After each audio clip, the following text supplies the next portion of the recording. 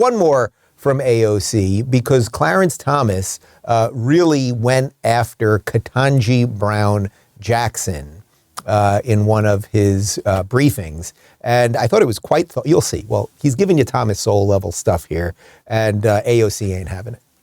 Here is part of what Justice Thomas wrote. He said, quote, Justice Jackson uses her broad observations about statistical relationships between race and select measures of health, wealth, and well-being to label all blacks as victims. Her desire to do so is unfathomable to me. It is an insult to individual achievement and cancerous to young minds seeking to push through barriers. Their race is not to blame for everything, good or bad, that happens in their lives. What is your response to that? I mean, what Justice Clarence Thomas wrote there, I believe, is profoundly disrespectful. I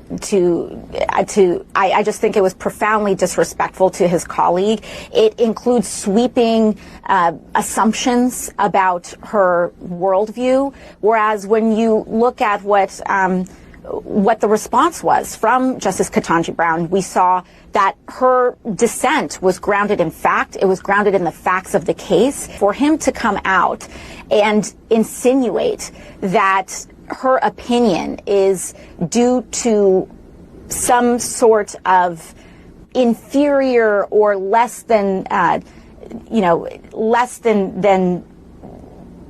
really thought out of a stance, I think it's profoundly insulting. You're profoundly insulting, you brain-dead dullard. What Thomas said very clearly in all of his remarks, right? Because they have to write basically essays explaining their decisions, right? And they're also allowed to write about the dissenters, and the dissenters are allowed to write about the people who are on the other side of it. That's how the whole thing works. If you think for one second that Clarence Thomas wasn't thought out when he was criticizing Ketanji Brown Jackson is doing progressive 101, right? That skin color matters more than anything else, that we should destroy meritocracy in the name of collectivism, that we should pick winners and losers, et cetera, et cetera. So he's not going after her in a way that is unjust.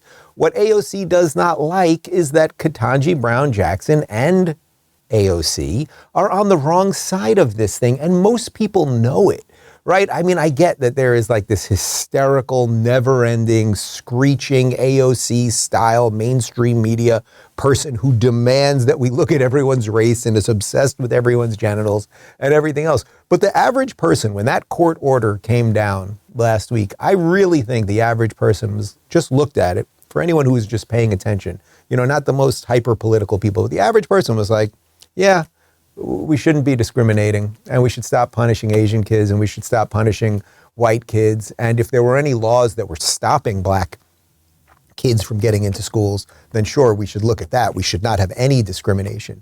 But you have to understand, these people are upset that people are allowed to make choices, like the issue with the web designer in Colorado. They are upset that people who make bad choices, say getting a whole bunch of student loans to go to Syracuse to get a useless degree in communications, have to pay the price for that.